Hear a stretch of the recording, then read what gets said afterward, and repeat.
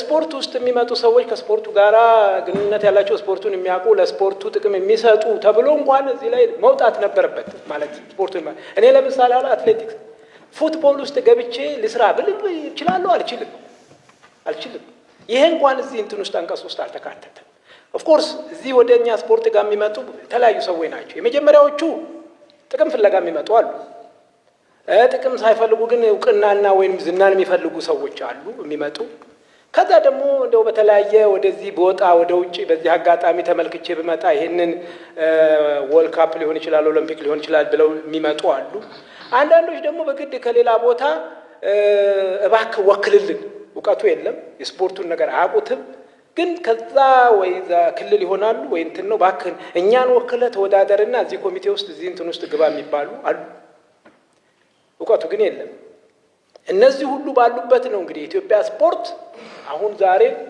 እኛ እዚህ ልክ የስፖርት ማህበረሰቦችና ስፖርት በጣም የሚመለከተናል የምትሉ አካላቶች ሁላችንም ተቀምጠናል ቁጭት ሊኖረን ይገባል 3 ያለፉ ኦሎምፒኮች እኮ ኢትዮጵያ 3 ወርቅ ብቻ ዛስመጣ ተፎካካሪዎቻችን እኮ ኬንያዎች 14 ወርቅ ነው ዘመን ዛሬ እዚህ ይሄንን እንትን አሱን ስፖሲብል አጸድቀን ወደፊት መሄድ መገስገስ ነበረብን ከቀረጽ ነፃ የሚወጣ ቱታ አንድ ከተማ ላይ ብታወት በእርግጠኝነት የምነግራችሁ አብዛኛው ስፖርተኛ ሳይሆን ወይ ትልልቅ አመራር ነው የለበሰው ወይ ማዘርዋይስ የሆነ የተለየ ሪሌሽን ያለው ሰው ነው ማለት ነው የለበሰው ስለዚህ ከቀረጽ ነፃ ወጥቷል በመንግስት ስም መጥቷል በአገሪቱ ህዝብ ስም ህግና ስርዓት ጠብቆ ከወደብ የመጣ ንብረት የት እንደገባ ኦዲት መደረግ አለበት ኦሎምፒክ የሚመሩ ሰውዬ ግን በነበሩበት ሰዓት ላይ ግን ነበር ጭቅጭቅ አሁንም ጭቅጭቅ አለ ነገር ግን በጣም የሚገርመኝ ምንድነው ሌላው የመንግስት የምሳሌ የብልጽግና ተመራጭ ሆነ የፓርላማ አባላቸው ጣልቃ ገብነት አያስፈልግም ብለው እዚህ ሲከራከሩ እንሰማለን በዛ በኩል ደግሞ ህግ አውጪ ነን ብለው ደግሞ በዛ በኩል ደግሞ አባል ነን ሲሉ ደግሞ እንሰማለን በዚህ በኩል መንግስት ናቸው በዚህ በኩል ደግሞ መንግስት አያስፈልገኝም የሚሉ ሁለት ቢሎ ያዙ ሰው ናቸው ይሄን ፐርሰናሊ እንዲያዝብኝ ደግሞ አልፈልግም ሲስተም የት ማውራው ትክክል አይደለም ህጉ አይጋብዝም የሚል ካለ አሁንም ቢሆን ኃላፊነቱን ይወስዳል ስለዚህ መንግስት ለምንድን ነው ይሄን ማስከበር የማይችለው አይ ኖ በእኔ አባል ሆነ እዚህ ስር ላይ ሆነ ይሄን አጥፍታል ይሄን እያደረክ እኔ ጋር አትቀጥልም ይሄ ከሆነ ደግሞ በህግና ስርዓቱ መስመር እንጠይቃለን ለምንድን ነው መንግስት እንዳላለ እኔ አሁን መንግስት ለማውቀስ ፈልጌ አይደለም ግን ይሄንን ሲስተም መንግስት በዚህ ልክ ያውቃል ወይ አንዱ ውድድር እኮ የኦሎምፒክ ውድድር እኮ የሀገራችንን ባህልና ስርዓት ያልጠበቀ አገባብ እኮ ዜግነቷ እንትን እንግሊዛዊት የሆነች ዶክተር ኤደን የምትባል ጅንስ ለብሳ እኮ ገብታለች ከዚህ በላይ ህዝብን መናቅ ምን ያመጣዋል ከዚህ በላይ እኮ ህዝብን መናቅ ምንም የትም ሊታይ አይችልም የኛ ደግሞ አንዷና አንድ አይነ ብሌናችን ምን ያታ አትሌቲክሱ በዓለም አደባባይ እኮ እምንኮራበት እሷ ነበረች እየጠፋች መጣች ነገር ግን ስፖርቷ አሁን ውጤቱ ሲጠፋ ግን ውጤት ጠፍቷል የሚለው ለኮ ፎከስ አድርገው ያወሩ እኔን ግን እንዳትነኩኝ የሚባለው ሐሳብ ብቻ ነው ሁሉ ጊዜ ሲደጋገም የምሳሌ ጣልቃ ገብታ ጋር አሁን በአጠቃላይ ሪፖርታቸው ላይ ቀርበው ነው ያየሁት አጠቃላይ ይሄ በባለሙያ ብዙ ጊዜ ፈይቶ ምናምን ነው ጥናቱ የቀረበው አይደል ሙሉ ነው ውድቅ ያደረጉት አንቀጽ ባንቀጽ ይሄ አይሲድ ያ ማለት እነሱ አጥንት ያቀርቡልን ከዛ ውጭ ስለ መዋቅር እኮ ነው ያፈረሱት የምሳሌ ሚኒስትር መስሪያ ቤቱ አያስፈልግም ነው ይያላል ምሳሌ ባህልና ስፖርት ሚኒስትር የሚባለው አያስፈልግም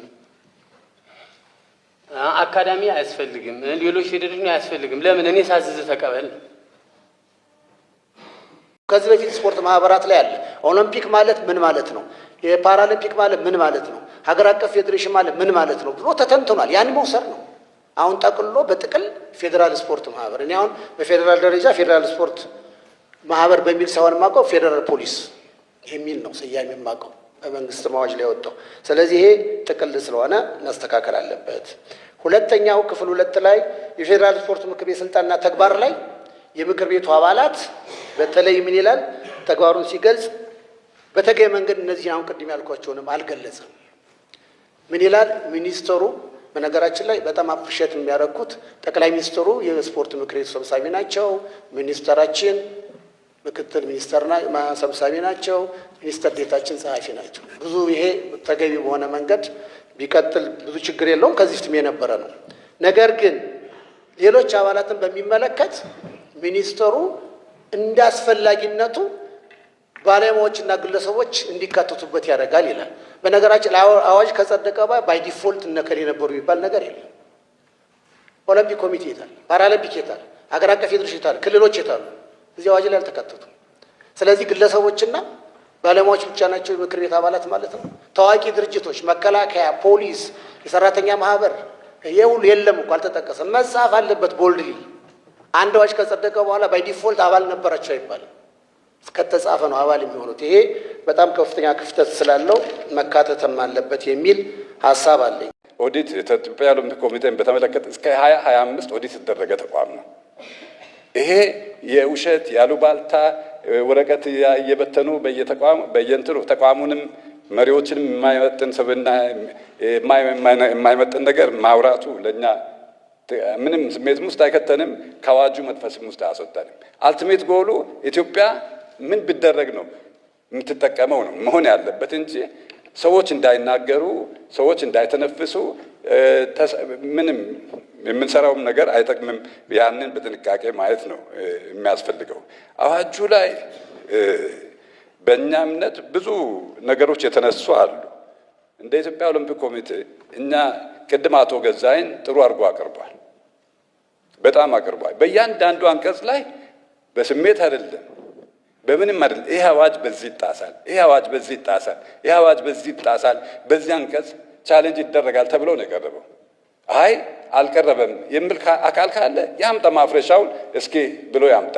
ስለዚህ እኛ ይሄ የተከበረው ምክር ቤት እንደሚያውቀው እዚህ ምክር ቤት ላይ መመሪያ መንግስት ማውጣት አለበት ተብሎ ቀርቦ ነበረ።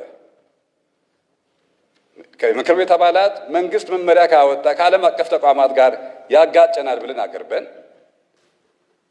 ክቡር ጠቅላይ ሚኒስትር ዶክተር አብይ አህመድም ኖ ከዓለም አቀፍ ተቋማት ጋር የሚያጋጨን ነገር መውጣት የለበትም ብለው አፈ ጉባኤውም አሁን ከዓለም አቀፍ ተቋማት ጋር የሚያጋጨን ነገር ሲቀር ሌላውን የምትደግፉ ተብሎ ነው የጸደቀው። ቪዲዮ አለ፣ አውዲዮ አለ። በዚህ ፍርድ ቤትም አዞ ይሄ ወጥቶ የታየና የተረጋገጠ ነገር ነው። ግን አስፈጻሚ አካላት አንዳንድ የሚሰሩት ሸፍጥ አለ። አዋጅን አጣሞ የማስወጣት ነገር ባለፈውም ጸረ ሙስና በጥናቱ ላይ አካቶ ያቀረበው ነገር አለ። እንደዚህ አይነት ነገሮች ናቸው እንጂ መንግስትም አቋም አለው ብለን አናምንም። ይሄ ከዓለም አቀፍ ተቋማት ጋር የሚያጋጨን ነገር ይኖር ብለ ማንም ያስባል ብለን አናስብም። ስለዚህ ወደ ርምት ወደ ማስተካከል የተሳሳቱ ነገሮችን ወደ ማረሙ መግባት ነው እንጂ ምንም ብንጎታተል የሚጠቅም ነገር የለም። እኛ ዛሬ አለን፣ ነገ ተተኪዎች ይመጣሉ። ግን ይሄ ሀገር ቋሚ ነው፣ ዘላቂ ነው። ዘላቂ ነገር ሰርተን እንለፍ ነው። ብዙዎቻችን አሁን የፌዴሬሽን የማንስማማባቸው ጉዳዮች አሉ። ግን እዚህ ከመጣ ባለ ተስማ ተከታትያለሁ። የማይስማማ ሰው እንኳን ቢሆን ለኢትዮጵያ ምን ይጠቅማል በሚል ጫፍ ነው እንጂ የተናገረው የሚጎዳ ነገር ከዘገሬ ጋር ተጣልቻለሁ አልወደውም ወደዋለሁ በሚል ካልኩሌሽን የሄደ የፌዴሬሽን አመራርም የለም። እንደዚህ አይነት አሰራርም እንዲለመድም እየደገፍን አይደለም። በሌላ በኩል ክብርት ሚኒስትር ክብርት ሰብሳቢ ከቀረቡት ጉዳዮች አንዱም እንደ ቁማር የቀረበው ጉዳይ አለ። ቁማርን አስመልክቶ በጣም ጥንቃቄ ያስፈልጋል። ቁማር ህዝቦችን ዜጋ ራቁት የሚያስቀርን ራቁት ቤታቸውን እየሸጡ በቀደም 20 ሚሊዮን ዶላር እውነት ነው ተሰጥቷል። አንድ ክለብ ለማን ነው ለፕሪሚየር ሊጉ ክለቦች ተሰጥቷል፣ ስፖንሰር ተደርገዋል። ያ ክለብ ያ ቤቲንግ ኦርጋናይዜሽን ያልደረሰበት ተቋም የለም።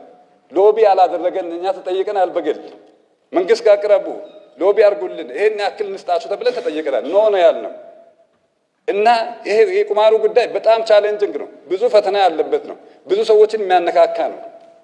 ከዚያም ቻል ህዝቡን ራቁቱን የሚያስቀር ቤት የሚያሸጥ መኪና የሚያሸጥ ችግር ውስጥ ነው እየከተተ ያለው። እና ይሄኛውንም በጥንቃቄ ማለት ያስፈልጋል። ለኢትዮጵያ ይጠቅማል። አንደኛ ኦንላይን ስለሆነ በታክስ ሲስተሙ ላይ ምን ሬቨኒው ያመጣል የሚለውንም መንግስት በጣም ቅድም ብሔራዊ ሎተሪ ጥሩ አቅርበዋል። ያንንም ማየትና ወደ ሲስተሙ ማምጣት ሀገር ተጠቃሚ በሚሆንበት መልኩ ማየቱ በጣም ጠቃሚ ነው ብለን እንወስዳለን። በሌላ በኩል ከአትሌቶች ዝውውር ጋር ከአሰልጣኞች ቅጥር ጋር ይሄ ማይክሮ ማኔጅመንት ለመንግስት ምን የሚያደርግ ነው? ምን የሚያደርግ ብሔራዊ ፌዴሬሽንን አልፎ ክለብ ብሔራዊ ፌዴሬሽኑን አልፎ ፊፋን አልፎ እንደገና ወደ መንግስት ሄደው እንደዚህ ይሄ ለመንግስትስ ምን ያደርጋል? የትኛው ሀገር ላይ ተሞክሮ ነው? ምንስ የሚያደርግ ነው? ብሔራዊ ቡድን ሲመረጥ የሚመረጠው ብሔራዊ ፌዴሬሽን ኃላፊነት የሚወስደው እንዴት እንደሚመረጥ መስፈርቱን አውጥቶ ለመንግስት ቢያሳውቅ ችግር የለውም።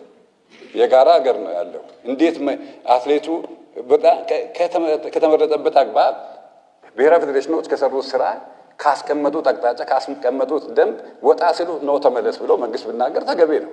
ግን እኔ አትሌት መርጣለሁ ለአትሌት ደንብ አወጣል ምን ማለት ነው? የትስ ያስመዘግባሉ? እና ውድድር ደግሞ ካላካሄድን የሚሉትም ነገር አላቸው። እንዴት የመንግስት ውድድር ያወዳድራል? አወዳድሮ የት ወስዶ ሲያስመዘግብ ነው? እግር ኳስ ሊያስመዘግብ ነው? አይችልም። አትሌቲክስ ሊያስመዘግብ ነው? አይችልም። የትም ማስመዝገብ ለምን?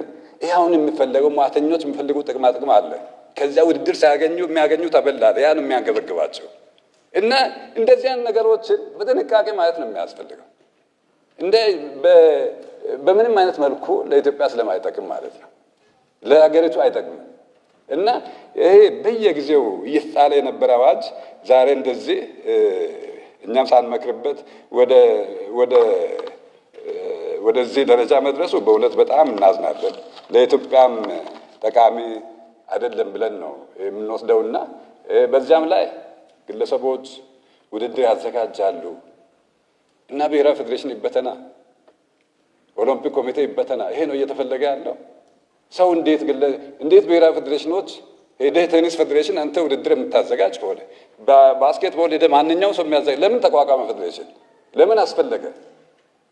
ከዚያ ደግሞ ዓለም አቀፍ ሄደው እነኚህ ግለሰቦች ዓለም አቀፍንም እንደፈለጉ ያስፈቅደ እንዴት ብለው መንግስት እንኳን ዓለም አቀፍን ማግኘት አይችልም አይደለም ብሔራዊ ፌዴሬሽን ማነው ግለሰብ።